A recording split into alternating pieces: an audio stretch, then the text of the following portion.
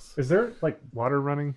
No, it's my dog licking up his water. Oh, okay. We'll wait just a moment for him to finish drinking. Hydrate, Orson. All right, he's done hydrating. Okay. Orson, are you hydrated? He looks hydrated.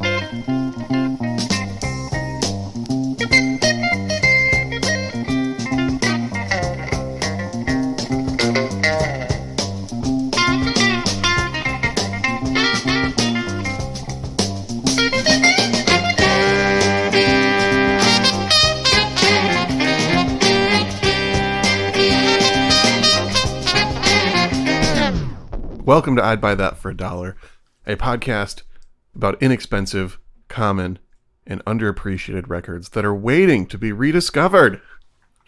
I'm your host, Sean Hartman, and I'm joined today by backup showrunner for the real Wedding Crashers, Peter Cook. Yeah, that's me, the real Wedding Crashers, not those fake ones like Owen Wilson and Vince Vaughn or whoever was in that movie. No, you got it right. Oh, I'm ashamed. And of course, legacy epoxy mixologist, Jeremy Ruggles. Let's stick together. I'm sticking with you That was worth the wait. I'm sticking with you. because Babe. I'm made out of glue. Epoxy. You ever heard the band The Epoxies? No. They're pretty good. Yeah? Can you buy it for $1? No. Why well, the fuck are we talking about maybe them the CD. Hey guys, I have an album that you could buy for $1. Yeah? What it is. It's Material. It's so fitting. I'm looking at the cover right now, and what does it have on the cover? Ladies and gentlemen, on the Material album by the name of One Down, Sean, would you describe what you see? I'm seeing a blue background. I'm seeing a little bit of ring wear. I'm seeing some mild to moderate edge wear. And you got a red font. The Material is a larger font size than the album title. And in between, it's $1. It's like $1, but like something's punched out of the It's a dollar. little chewed up. Looks like it's chewed up, but if you look closer, Yeah. it's not bite marks. What is that? That's a very familiar image. Could it be America? That's the United States of America. Is this a political album, Jeremiah? It isn't really. Just the art conceptual, that part of it, the art department, we're feeling that way. True. They're just trying to make a buck off the punks, I see. Mm-hmm. It was actually why I bought this album, though, sight unseen. Wait, no. Unheard. Unheard. Sight unheard. Only sightseeing. I won't go into my job for like HIPAA law reasons, but I hang out with people who need help, and one of those people likes to go to antique stores, and I dig the crates when we're at the antique stores, but I don't have my portable record player because that would be highly unprofessional of me. And this one had just too good of a cover for me to be like, I can't take a chance. Mm-hmm. It's So- an intriguing cover, despite how simplistic it is. It makes you think that there's something going on here. Yeah, I expected it to be maybe kind of cheesily laden with political themes, And which you is are a sucker for that right kind of up my vibe. alley. Yeah. But it really, I mean, as far as I can tell, unless it's real subtle in there, it's not political. It's kind of dancey and almost commercial, except Well, I'm just going to play it. Yeah. Let's play it. Yeah, Let's what go track ahead are you and going to hear play? I'm going to play the second track, I'm the One, and it features Nile Rodgers is probably the best known person in on this one. That's my dude. Yeah. Have we said Bill Laswell's name yet? No. Let's just say that real quick. Bill Laswell. Bill Laswell. Yeah. And And- we'll talk. Michael Beinhorn, also officially a member of Material on this album. Just those two. Who is that? Tell me after the song. Yeah. We'll go ahead and listen, and then we'll talk more about them. Yeah, just let it. Can we listen to it now? Can we please listen to this now? All right. Please. With please. the name Jeremy, please. Michael Beinhorn marinating in your skull, please listen. Please, Jeremy. Please listen Please, to this for the love song. of God, play the fucking song.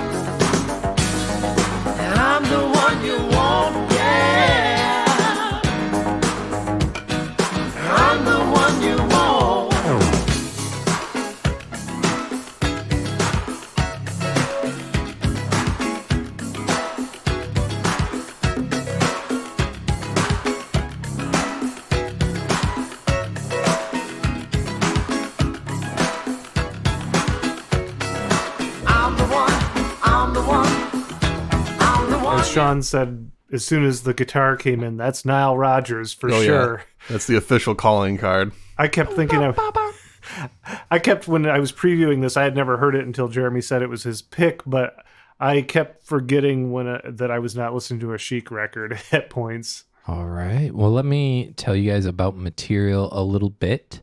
They are not even really a band. It was described by Bill Laswell, whose name was mentioned, as sort of a network more than a band. And it was kind of a front for like a way for him to create these songs and bring people together, put it out under a sort of label or thing that people know to associate.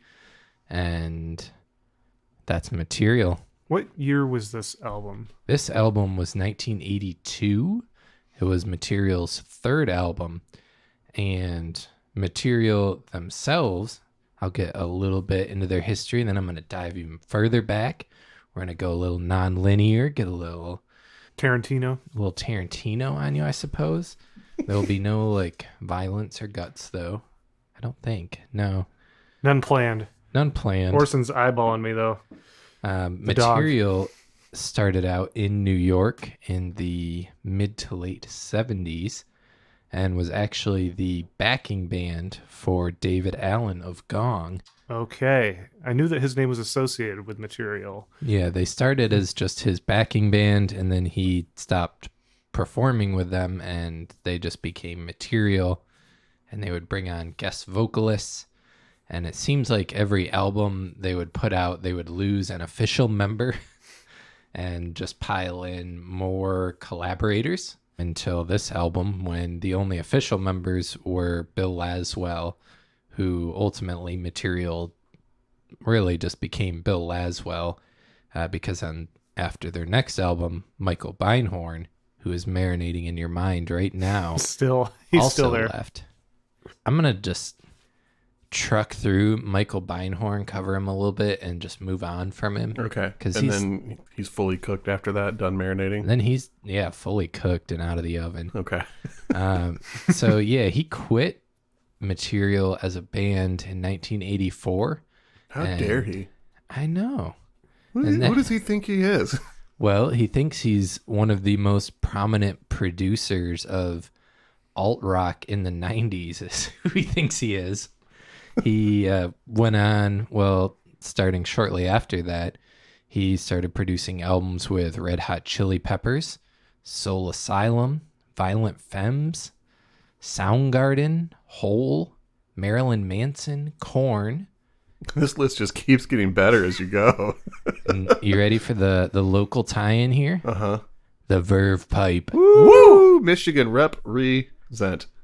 He went on to become a producer of mostly alt-rock, kind of poppy, grungy blends. Did he produce Villains, the big Verve Pipe album, the one with the Freshman on it? No, he produced the album right after that one. The follow-up.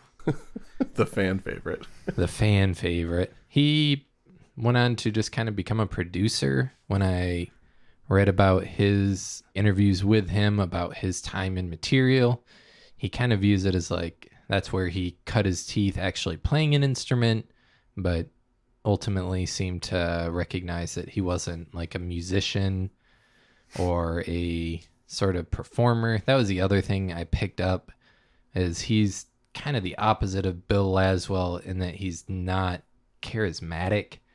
He just looks and talks like someone who kind of fades into the background. As he's about to do on this podcast, fade into the background and not be talked about. What did he play in Material? You may have said, but what was his instrument? He did the synthesizers and like programming, kind of things, and then Bill Laswell, the other member, did bass master, and then they would just bring on people for everything else. I'll just mention what Michael Beinhorn does now, and then we're gonna throw him out the oven. Collects big fat royalty checks. So I do, I find it kind of interesting. He has a perspective. Him and Bill both have pretty interesting perspectives, I thought, on modern music industry.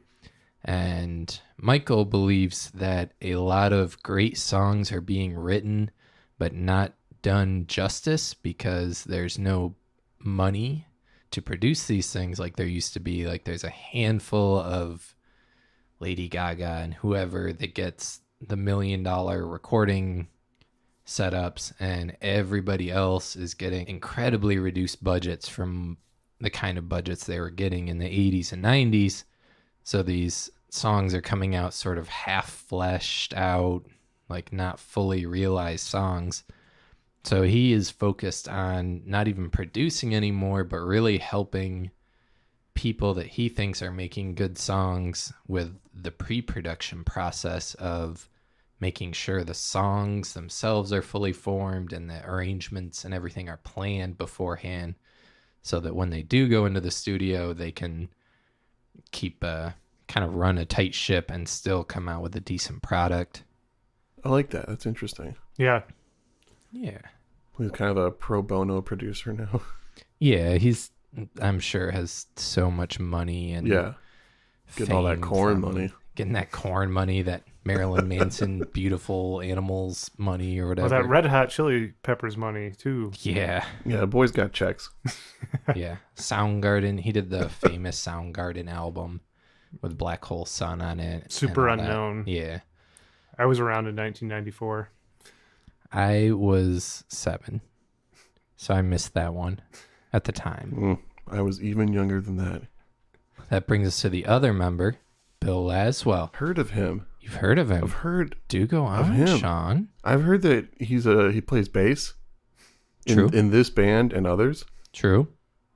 On the real, though, Bill's a guy that his name has come up tons and tons of times over the years, me listening to other projects and discovering stuff that I'm into. He's done a lot of different things in both the production and the performance area, and he's done a lot of work with a guitar player that we've talked about previously, Sonny Chirac, and True. is responsible for Sonny's coming out of retirement into the music industry later on. True. In 91, I believe. He coaxed him out. Yeah, Ask the Ages was the album. That's Yeah. a great album. I've long known Bill Laswell's name from his association with the Golden Palominos, which was Anton Fear from the Feelies and the Lounge Lizards. That was his band.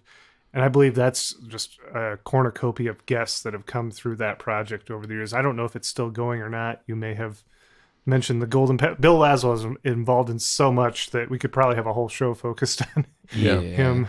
I suppose it must be mentioned before we go farther into this album that he also did a infamous lost hip hop album that I was playing for you guys before we hit record on this podcast. Yeah. In 92, he worked with the group The Jungle Brothers to make an album called Crazy Wisdom Masters that was never released in that format. Warner Brothers decided it was much too experimental to make any money and forced a re-edit of it from their own people, and it came out as JB's with the Remedy, as a much more watered down and supposedly commercial friendly album that kind of just flopped and then ended Jungle Brothers' career in the mainstream.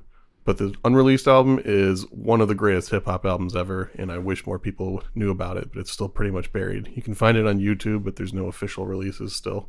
Bill was a part of an insane amount of projects. He was asked in one of the interviews I was looking at, like, how many things he's been on or produced or been associated with. He said he had no idea, but there's some biographer guy who keeps following him around, who last he had counted was up to around 3,000.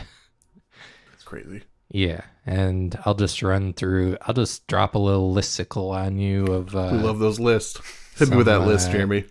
things he was involved with after Material.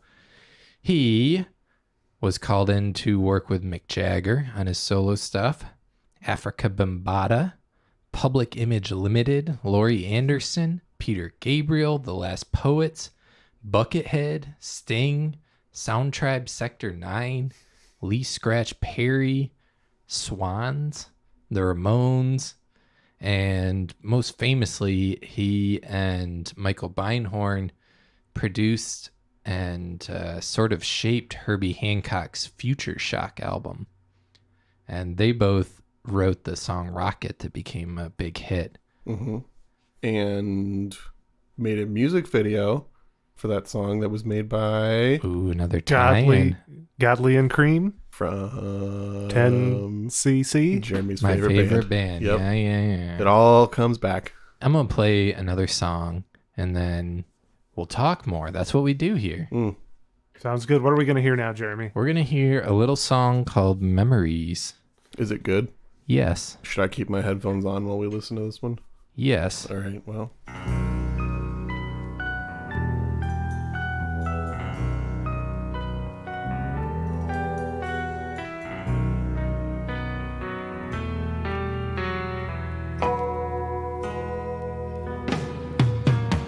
I know I cannot leave this place full of memories. Things like the way they knew us all over town. We used to walk the streets together. We could be seen past shops where people knew us. Yeah, people knew.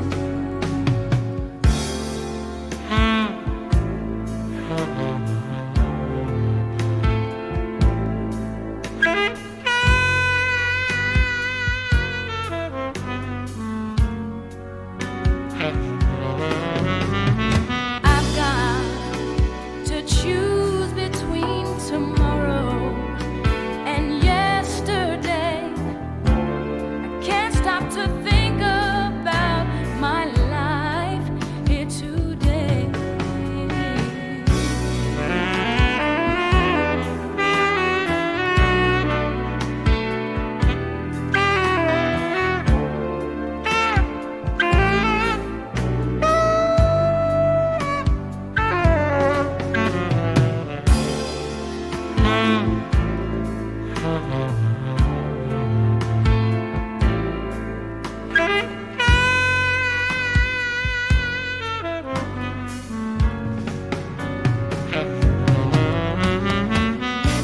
That sure was a pretty voice, huh, guys? It sure was. Who was that, It Jerome? was pretty. That was a 17-year-old Whitney Houston doing her first ever lead vocal on a track.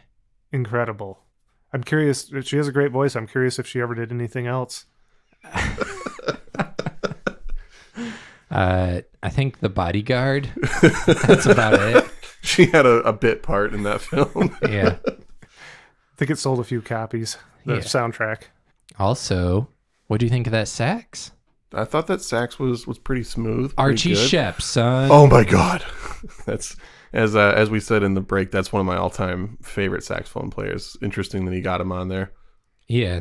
Bill, he just was connected with everybody. Apparently. And would bring in these heavy hitters for his obscure band that fills bargain bins across the land now. Are you gonna talk about the drummer on that track? Did you do any research on that? I don't even know who the drummer is on that track. His name is Yogi Horton. I just looked him up briefly while we were listening to that song. It says in the 1980s he was the go-to guy for hundreds of TV commercials. That was his main thing. Like if you needed some percussion Call on Yogi. on your commercial in the 80s, this was your dude. But he also worked with Diana Ross, Stephanie Mills, Gladys Knight, Aretha Franklin, all kinds of people. But yeah, so he was an R&B drummer that was just notable for having a very versatile style and able to play with anybody. Well, I wonder if he helped bring Whitney Houston in then, or how at the age of 17 she came to be on this track. Do you have any Could be. idea? Let's say it was Yogi. Let's say it was Yogi. I actually spent a decent amount of time trying to find something with Whitney Houston saying something about being in this project. Mm-hmm. And I read a ton of interviews with Bill Laswell, and none of them really referenced like how Whitney was there or what he thought of the track or anything. It didn't even come up. I mean, I guess that happens when you've done 3,000 things. But she's a pretty notable person to have worked with, though. Yeah, at I that would have young thought. age. I couldn't find anything, but it's also when the band is named Material, it's like ungoogleable. It's one of those Right. kind of terms. Yeah. So I did not find anything. If you listeners know anything, have anywhere to point us, I would be super interested in that. Yeah, it's a fascinating enigma. And from the sounds of it, this is probably far from the only story of Bill Laswell working with a now famous artist before they got famous. Yeah, he was, well, wow, I could go on 1,000 tangents. I'm going to jump back, though, a little bit to a young Bill Laswell, who, much like all of us, is a Michigander. Aw. He's, Oh, is he? Yeah. That was genuine. Genuine yeah. and slightly accusatory. He cut his teeth in the Detroit scene. Literally or figuratively? Probably both. Okay. Is he hanging out with SRC or something? I don't know what SRC is. Scott Richardson case. A Yeah, band. you don't know the band, so let's name the band members and see if that rings a bell for you. No, that's what the letters stand for. Okay. So, yeah, he cut his teeth in the Detroit scene. Like lots of young musicians heard that New York is where you go to really prove yourself. So he moved out to New York. When he was 15 years old, he heard one of his heroes, Sonny Chirac, at the Newport Folk Festival. Yeah. And Sonny was playing with Herbie Mann. Wow. Go figure. All the tie-ins we have. All the connections. So what year would that have been around about? Oof. That I'm guessing it would have been the early 70s because he was 15. That makes He sense. moved to New York at like 17. My guess would be early to mid 70s. I didn't write it down though. Okay. Probably early because Sonny was only with Herbie Mann for a few years, and that was more late 60s. Yeah. But he might have just called him up to go do a festival gig with him. Who knows? Yeah, because Bill was talking in one interview about, because he was buddies with Sonny, and Sonny ended up playing on some of his records, and then later on he brought Sonny out of retirement, like we'd mentioned. And Sonny confided to him that all of Herbie Mann's band, including himself, was approached by Miles Davis to play with Miles Davis, but all of them turned him down because he didn't pay well. And Herbie Mann paid his people well and treated them as like equals and respectfully, and Miles Davis was not known for that, it sounded like. Yeah, I mean, that Yeah. also ties into the final thing we talked about in the Herbie episode of Miles has the legacy and Herbie doesn't, and that's just not fair. Which is why we're here. We're updating Herbie Mann's legacy for the people. We're setting the record straight Exactly. and making a lot of enemies along the way. True. So Laswell moves to New York, starts hanging around the like prog scene. That's how he ends up with David Allen.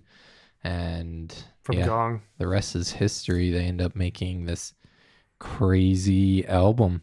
I'm going to throw another cut on, and then I'll talk. I just want to talk about Bill's just a cool dude and has interesting perspectives on the music industry. So I'm going to get into that, but I'm going to play a song called Holding On.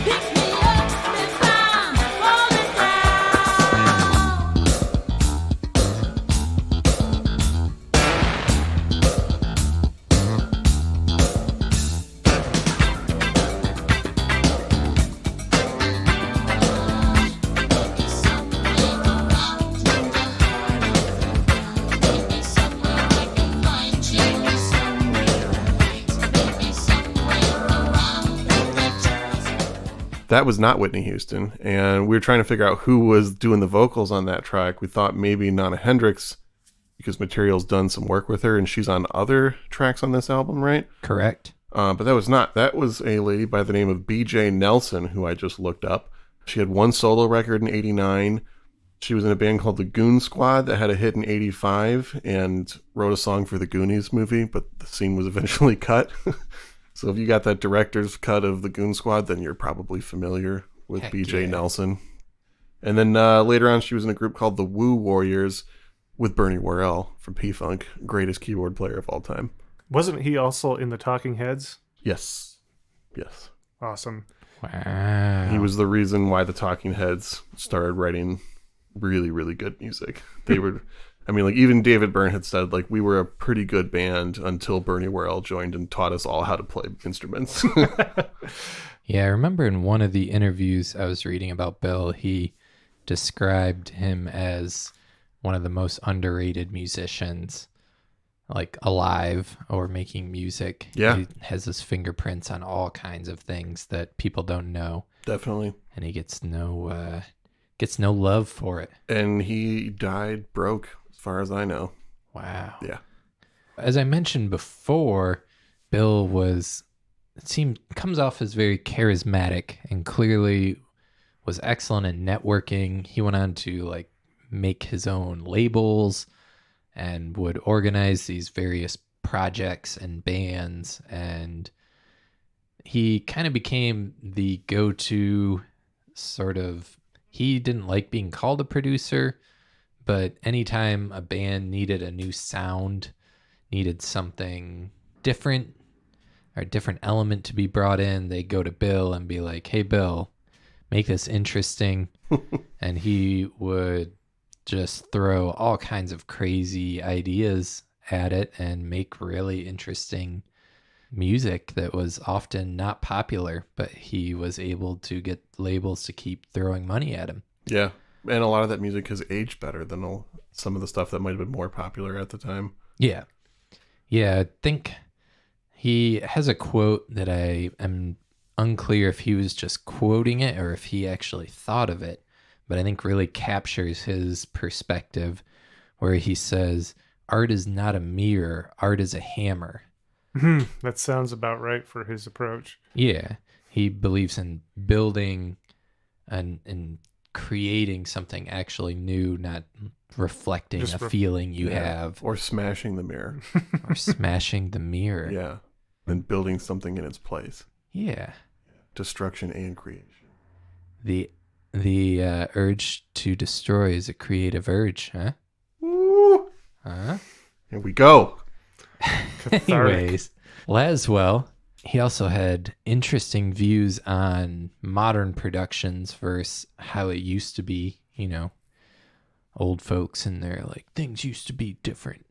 But he kind of had some interesting valid points. He describes the music industry he came up in the 80s in New York as being very mob-like, like actually run by criminals who actually handle like drug empires and beat people and steal. I think that's what that HBO show Vinyl that was on for one season was about. I don't know if either of you watched that. Didn't catch that one. I didn't either. Wasn't great, had its moments, but yet definitely tied in the whole criminal element to the music industry. So it's worth watching if you're bored. Yeah. Bill kind of viewed himself during that era as a sort of Robin Hood, who he described himself as stealing from these thieves essentially by getting them to fund his insane ideas and projects and distributing that money out to musicians that he really respected, and would do crazy things like he wants a certain gong guy he knows in Japan who's really sick at gong for 30 seconds in the chorus of a song. So he'd fly like the whole band out to some premium studio in Japan and they'd all party just so they could get this gong sound. So he really took advantage of those. It's kind of that like movie mentality you get from the 80s of like excess and Networking. ridiculousness. He also believes that modern music is kind of suffering from that not existing anymore, and raised pretty valid, interesting points about how they've reduced budgets way down because of modern technologies where you can fix things on computers. But the reality is certain things have been solved by computers, but other things just can't be. You can't make a cheap microphone sound like a very good microphone yet, at least on a computer. You can't make a space accurately sound good or a certain way on a computer. So there's certain things that he believes they haven't solved yet, but they took the budget away to solve those problems. So now there's all these problems just popping up in modern recordings that didn't used to be there. Yeah, in the 10cc episode, we kind of talked about the consumer element, the other end of it, of the stereo systems kind of being reduced in the quality expectations in the home. But I think it's happening on the other end as well, like you said. And it's like, oh, certainly we can record this, much more efficiently and inexpensively, than we used to have to. But I think it is suffering. Yeah, it is suffering with that approach.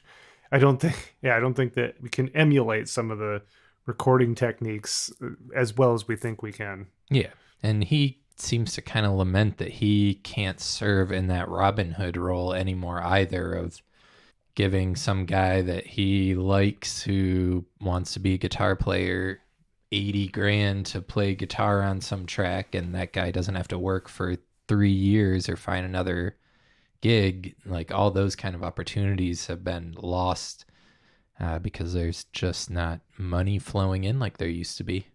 Yeah, I have to think session players, there's probably less opportunities there than there used to be.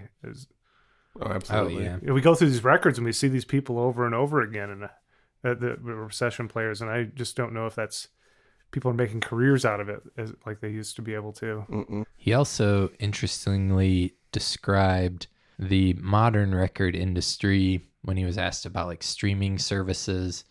He seems to view those companies as being thieves, obviously, but he describes it as more like adolescent petty thieves who are afraid of violence kind of thing.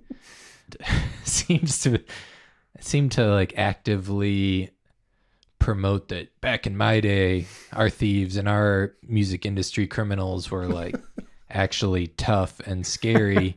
And these guys are just number nerds who are robbing people. And There used to be all those anecdotes of, threats of violence and stuff like that. Suge Knight, Vanilla Ice and whatnot. And you don't hear about that stuff anymore. Yeah, you just hear people not getting paid. yeah. Having little battles online, Instagram wars. Well, I only made 13 cents from my album. That's not exciting to anybody, though.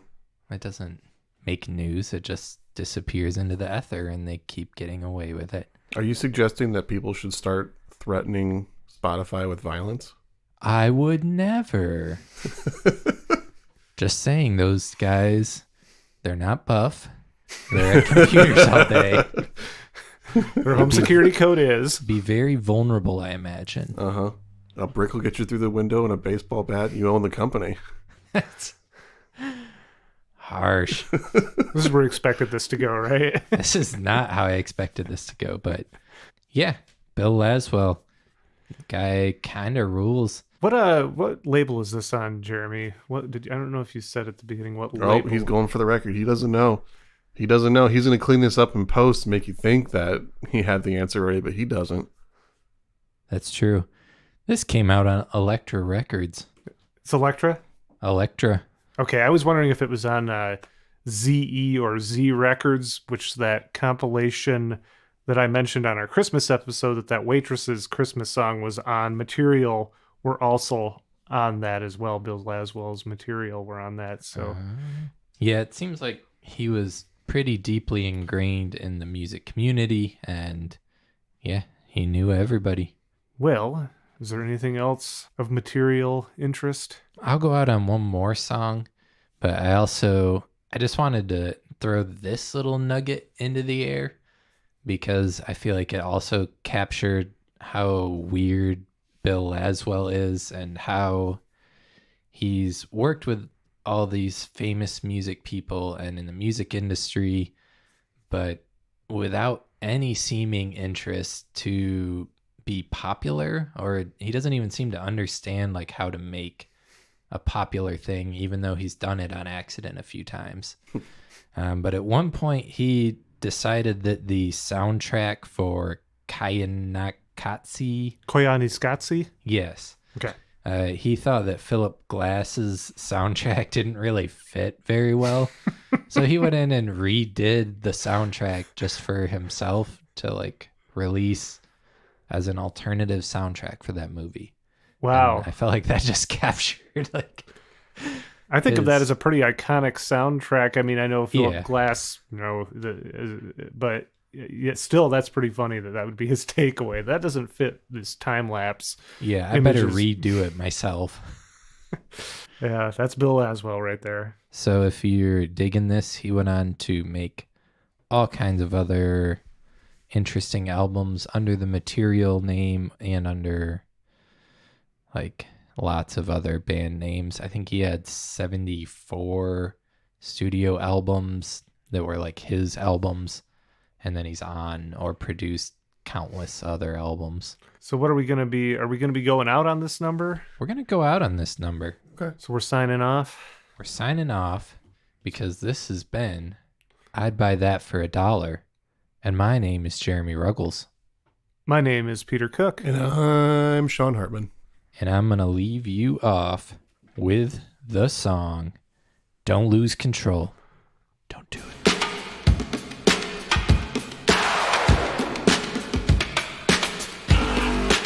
Yo, hit him with it, Peter. All right. Thank you for listening to another episode of I'd Buy That for $1. If you would like to reach out to us and talk about what you've heard or have suggestions for what you might like to hear in the future, you can always hit us up at I'dBuyThatPodcast@gmail.com. You can also find us on Instagram, I'd Buy That Podcast, Facebook, I'd Buy That Podcast. And if you're really feeling generous, you can also find us on Patreon, patreon.com/I'd Buy That Podcast. So thanks again, and we'll see you around like a record, baby, right round. In the place to drop.